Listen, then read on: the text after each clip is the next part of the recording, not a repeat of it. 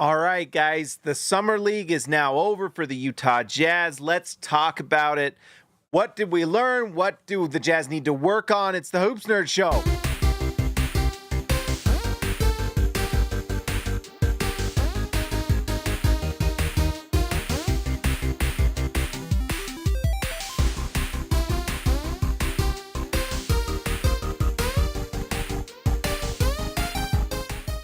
All right, guys, if you are a Jazz fan and you haven't subscribed to the channel yet, what are you doing? Subscribe to the Hoops Nerd channel, the absolute best Utah Jazz channel out there.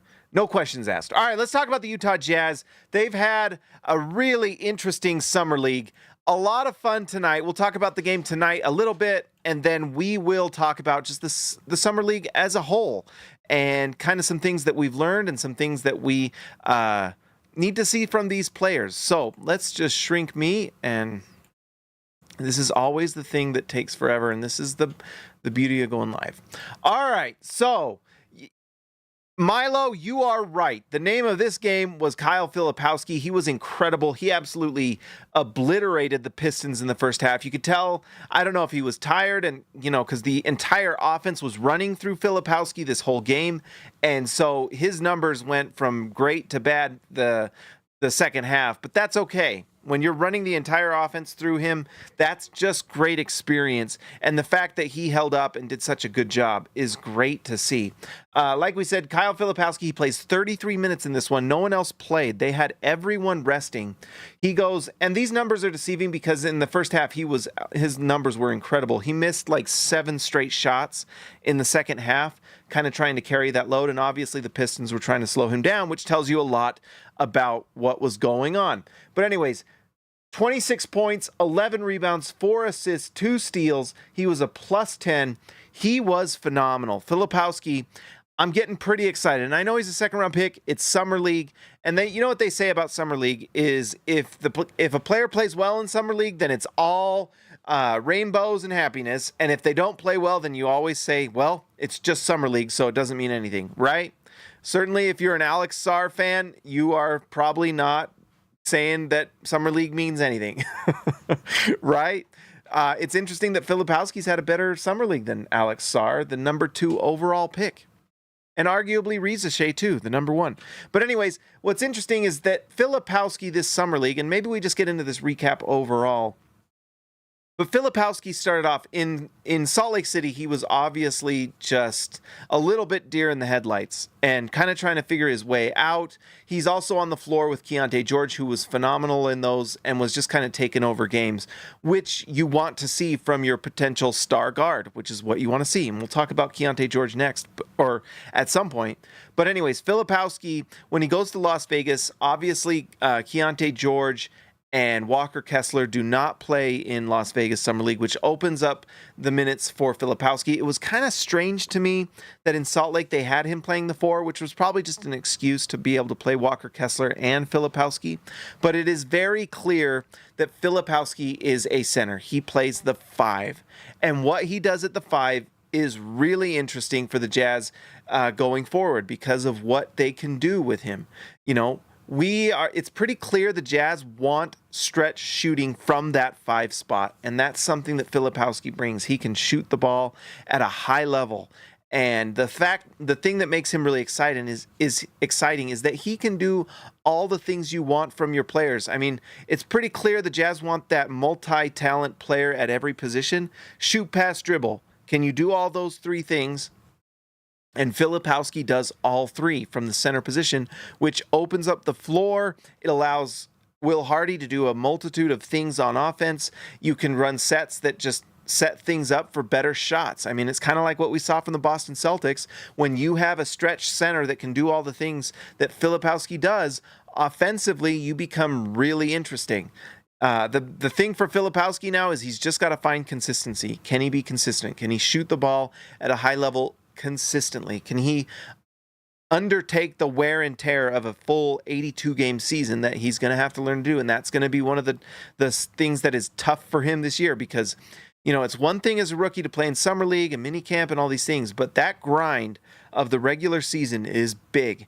and we'll see how he holds up. But man, you've got to be excited about what we saw, because he just continually got better as the season went on. In Salt Lake, the ball was not running through him, and he looked a little like he didn't know what to do, which is understandable. But when the ball was going through him in Las Vegas Summer League, good things happened. I was really impressed with just his ability to handle the ball and drive.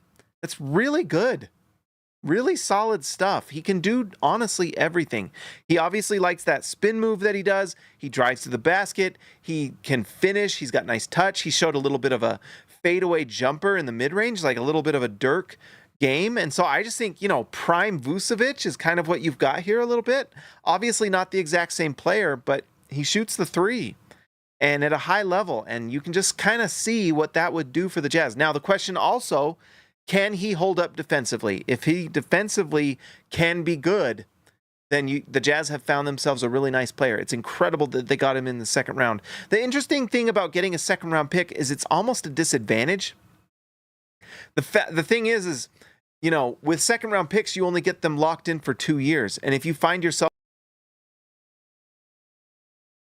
advantage, because if you get your guy in the first round, you're locked into those 4 years, right? And so you then get the next contract, which is usually 4 more years. So you're locking these guys in for 8 years, With the 2-year contract, I'm sure the Jazz are going to give him a nice one, because I think that's teams can decide how much they want to give with their second round contracts. I'm not a cap expert, but and if I'm wrong, let me know in the comments. But I believe you can give certain percentages with that second round pick, and I do hope that they do well by Kyle Filipowski, because he looks like a nice player, and you want to take care of your draft picks. It's important.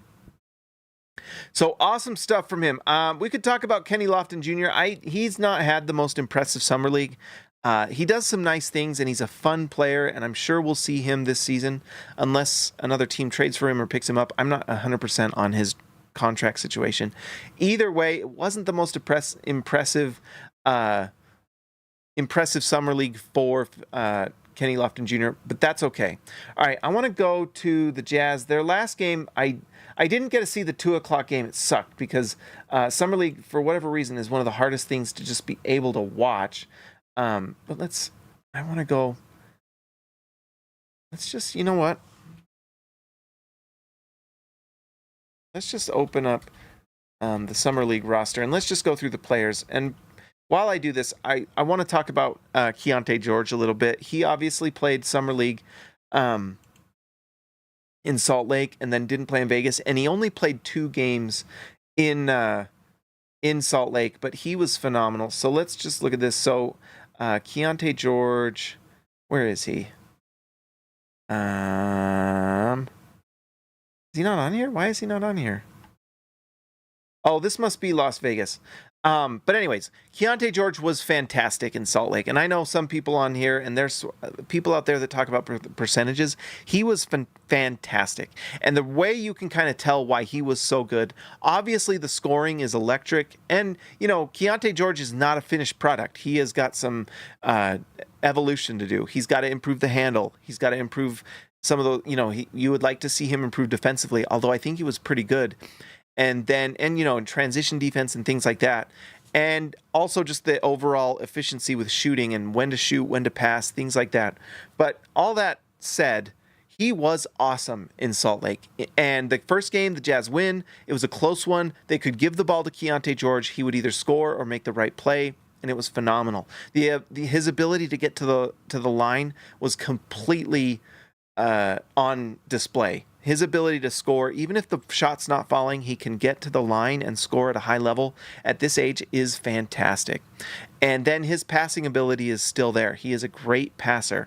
Now, Danny Ainge at the end of last season talked about how maybe Keontae isn't quite a point guard, and maybe I agree to some extent. He's not that table setter point guard, that just kind of runs things, kind of like Isaiah Collier is, to be honest, is much more of a kind of a natural point guard, but Keon George has the passing ability that you want your player to have, and he was phenomenal. The scoring was great, and you can just see when the Jazz played that first game, they won. That second game, Keon George doesn't play. They looked like fish out of water, and they got destroyed. Keon George plays in the third game. They win relatively easily.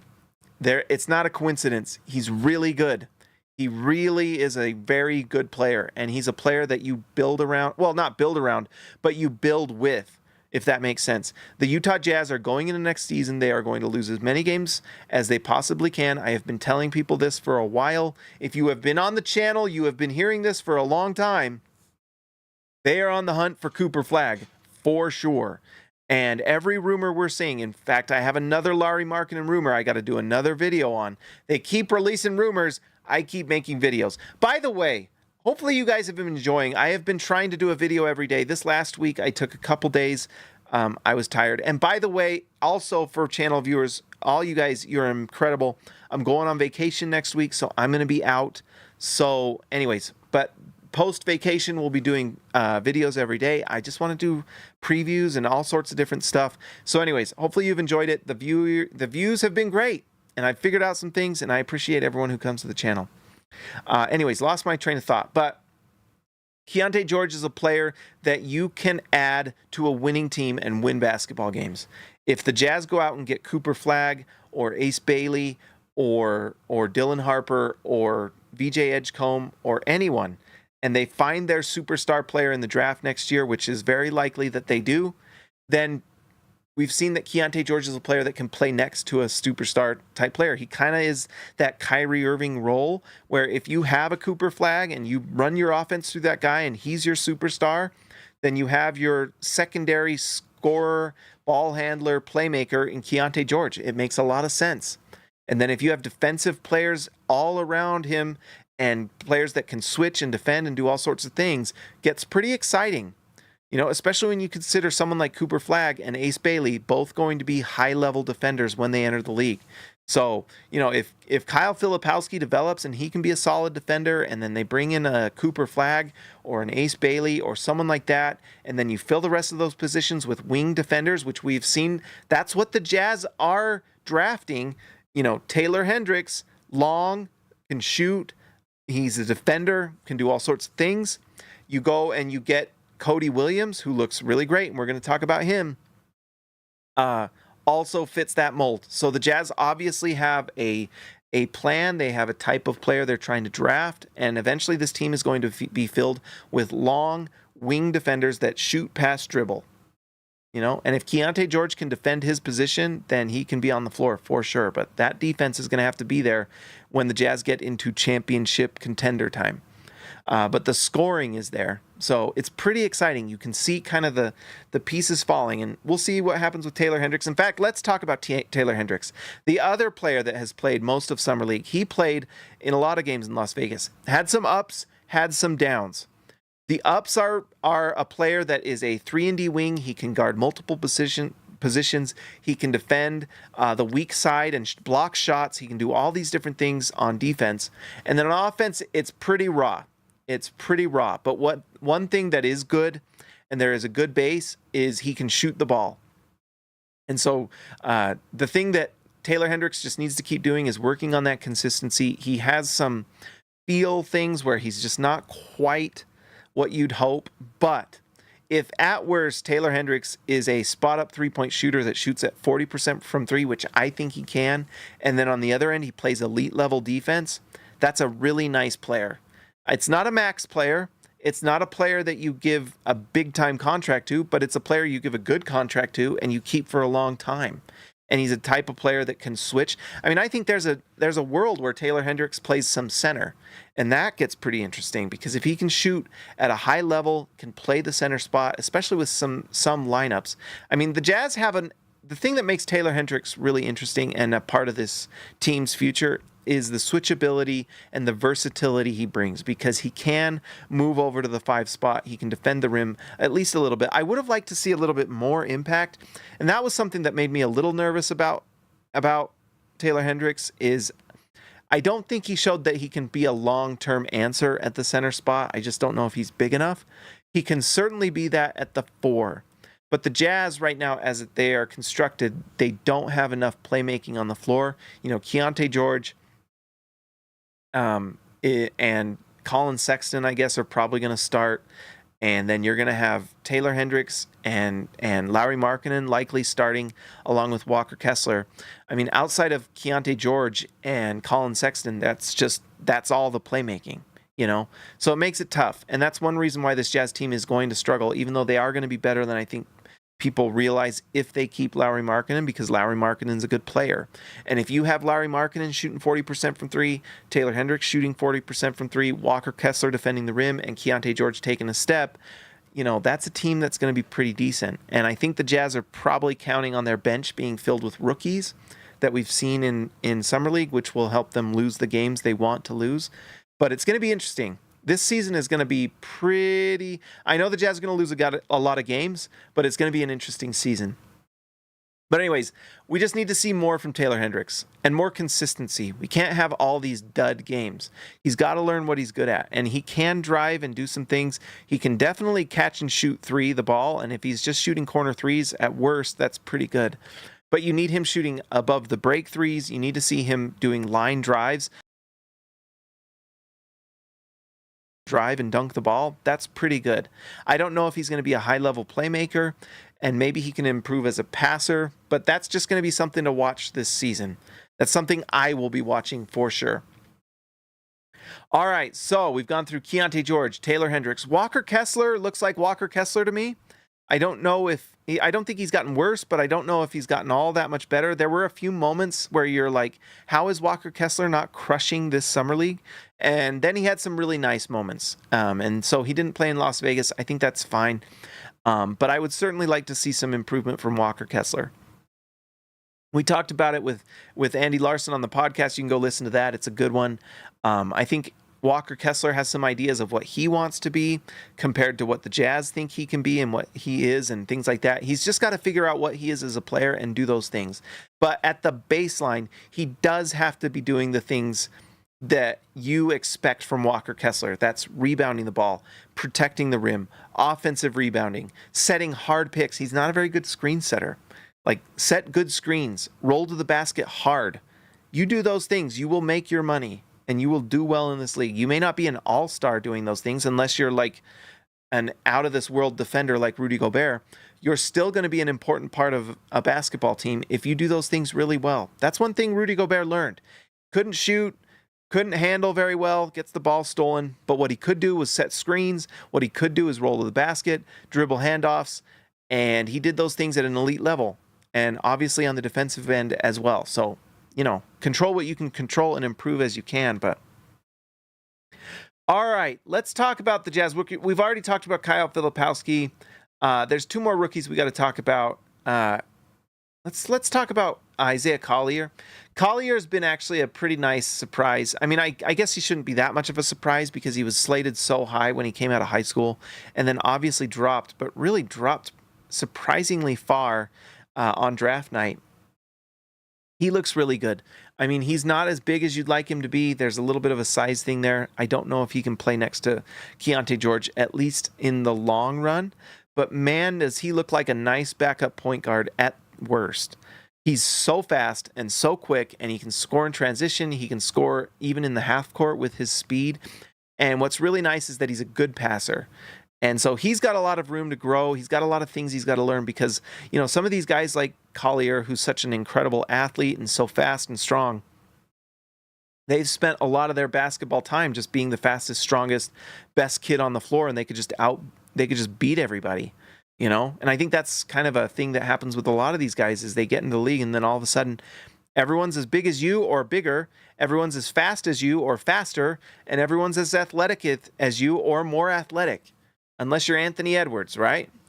And so then that's when the refinement of your game has to happen, and he's got to do that. But, you know, he showed some signs. He shot the ball pretty well. He showed signs of a nice pull-up game in the mid-range. He can hit the three. If he can be consistent in those things, then he becomes a really nice player, maybe like a Tyus Jones or someone like that who's just a very good winning backup point guard that can also come in and start when players get injured. And just be a nice player on a good basketball team. So he's going to be fun to watch. He's going to struggle as well. He struggled at times in Summer League. That's what happens with rookies. But he looked really nice to me. He's fun to watch. He's fast. He's got a great personality. I think he'll be a great locker room guy. So I'm really happy about Collier. I'm not, it's just going to be fun to watch him develop. That's going to be the fun, and that's going to be the storyline of this season for Jazz fans, is just enjoying the development of the young players, because the Jazz are not going to win a lot of games, and that's on purpose. And that's the other thing, guys, by the way. Just another comparison, because we have a lot of people say things like, well, what if what happened to the Detroit Pistons happens to the Utah Jazz? Well, one thing that the Utah Jazz are in control of that the Detroit Pistons were not in control of is the Detroit Pistons were trying to win last year. And they had the worst record and the worst losing streak in literal league history. And this was a team trying to win. They brought in Monty Williams. I was going to say Monty McCutcheon. Screw that guy. No, they brought in Monty Williams, and they were trying to win, and they were terrible.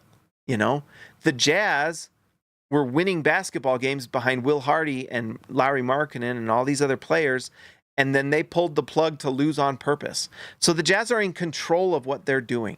And so if the Jazz are losing next year, it's because they are in control. There is a big difference. There is a big difference between incompetence in a front office that's trying to win and is bad anyway, and a team that is in control of what they want to do. They're in control of their books. They're in control of their draft picks. They know what scenarios they need to be in, and they lose on purpose. That is a team in control, and that's why it will work better. Okay? That is why. That is the difference. One knows what they're doing. One does not. Okay? So anyone who has questions about, and yes, does luck play a factor in this? Absolutely, because there is a literal lottery that goes into place here. But if you are setting yourself up to be as successful in that lottery as you can, then chances are things are going to work out. When you go to your family reunion and they have a raffle and there's tickets for all the different prizes, you think if you buy a lot of tickets, you usually do pretty well.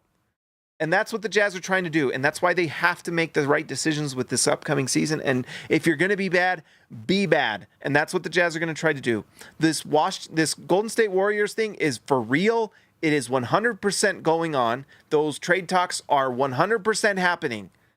Absolutely happening. That is not smokescreen. They are discussing a Lauri Markkanen trade. The only thing that's holding it up is what they decide to do. Okay? If they decide to trade Markkanen, it's because they got something that they felt was worth it, that was his value, that will also set up the Jazz in the future to have very good picks in the future. And it will not happen if the Warriors do not want to give them at least the bare minimum of what the Jazz want. And it's very clear, and I have heard this, and by the way, this is just me riffing because it's my live show and I don't care. I heard the Pods rumor like 3-4 weeks ago from someone I trust, and not Utah person. And it's interesting that those rumors came out like 2 weeks later. So some of these things are happening. The rumors that we see are things that probably happened a week ago and that are now being hashed out, and they're talking about different things until those things get out. But I had heard that before, and it was interesting to have that confirmed. But it's clear that the Jazz want Podziemski. The Warriors do not want to give Podziemski, and that's basically the stopping point. And that is what I heard, is that is what is holding this trade up, is the Podziemski thing. So really what is happening right now with the Jazz and with the Warriors is Podziemski. If they give Podziemski in the picks, trade's done. It's going to happen. If they don't want to give Podziemski in the picks, I don't know. Maybe the Jazz will relent and take Kuminga. I don't know. But we'll see. But I would pay attention to that Pods rumor. Okay? Last, we got to talk about Cody Williams. Holy smokes. The Jazz hit again. So Filipowski's looking like a nice player. Keon George is looking like a player of the future. Cody Williams looks really good. The biggest question mark with Cody Williams was that you weren't sure if he was going to have kind of that attitude that you want, and he certainly has it. There have been moments where you just want to see more from him, then that may not necessarily be his fault. It is Summer League. You are dependent on other players that are trying to earn their contract. They're trying to survive, doing the best they can to just make a basketball team, because all these guys want to make a living playing basketball. And who can fault them? And so you're kind of a rookie that you're fitting into that scenario. And despite all those things, he's had some big time nights. Even in the games the Jazz looked really bad, Cody Williams had moments. Even in Salt Lake City, when Keon George had the ball, when Walker Kessler was running all the screens, and it's the Walker Kessler Keon George show, we still saw some moments from Cody Williams. And then in Las Vegas, when he has the ball in his hands more, he had some real moments and some really nice games. And even in the games that the Jazz looked terrible, like that one they got blown out by, I can't remember who they played, Cody Williams still looked good.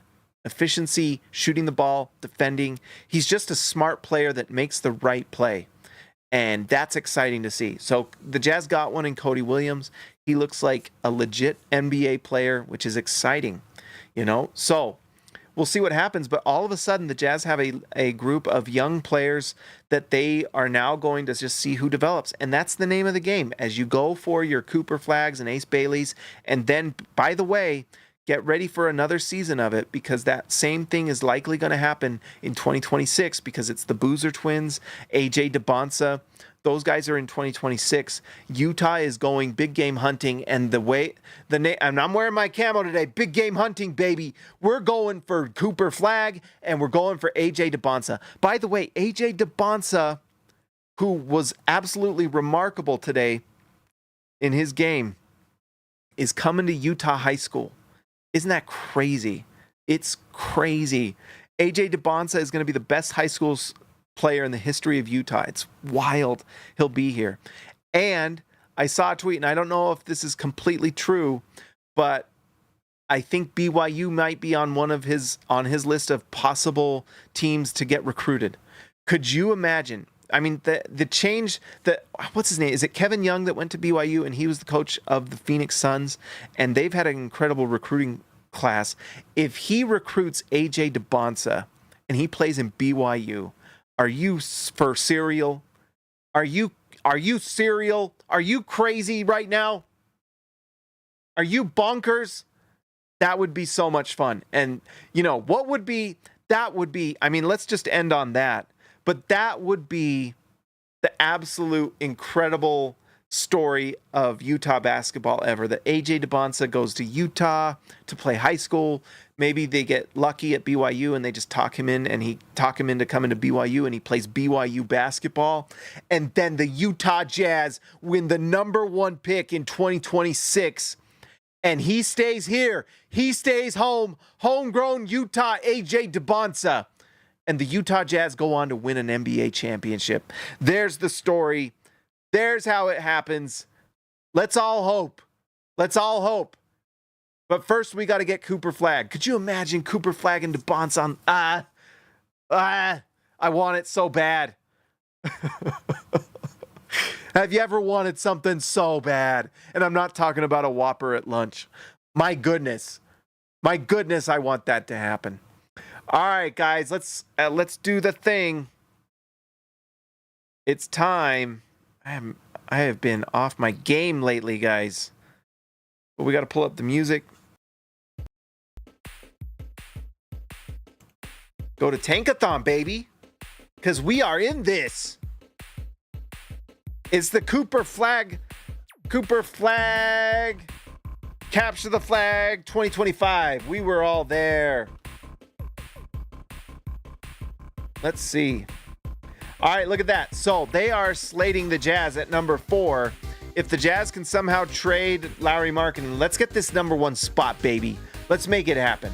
But if the lottery was today and Utah was at the 4 spot, that's where they're slated, would they win? Utah drops 2 spots to 6. That's why we got to get a better spot. That gets them Hugo Gonzalez, 6'6", small forward from Spain. But guess what? I might take Kamen Malawach. Oh my gosh, that guy is looking incredible. We are on Kamen Malawach here, if you know what I mean. What an incredible draft. Jaleel Bethia has dropped to 15. That's crazy already. No way. Trey Johnson. Man, it's going to be... Oh, look at this. BYU #10 pick Igor Demin. Shooting guard. 6'8". I didn't know about this guy. Maybe I should get to know this guy. Top 10 pick. Are you serial? Let's get AJ DeBonsa, baby. All right, let's give a shout out to our All-Stars. Guys, thank you for supporting the channel. If you'd like to support the channel, just go to hit the join button and you can be a part of the channel. If you are one of the All-Stars, you get the nickname and you are a producer on this show and you get end of show credits. Let's give a shout out to Ryan Perry, the legend, Baby Elliot Matson, Nathan Burnett Burkhardt, Christian House Money to Haas, the Outlaw Jesse James Nelson, Ezekiel Raicibe, the man from down under. See ya! Lex Salater, Built Ford Tough, Alexander Tufts, Jorge Arrizaga, mi amigo de abajo, Jordan the Go Best Roll, Tyson Price, The Price is Right, Austin R. Grant, Editor Extraordinaire, KG10 to TH5, Patrick Akubo, the Connoisseur, and Robert, Hall of Fame. Like I said, guys, if you haven't already, like and subscribe to the channel. It's a new year. Things are going well. The channel is growing. If you are not a part of this channel, what are you doing? What are you doing? You could be there for Capture the Flag 2024, along with all the other Hoops Nerds, baby. Come on, like and subscribe. I'll talk to you next time.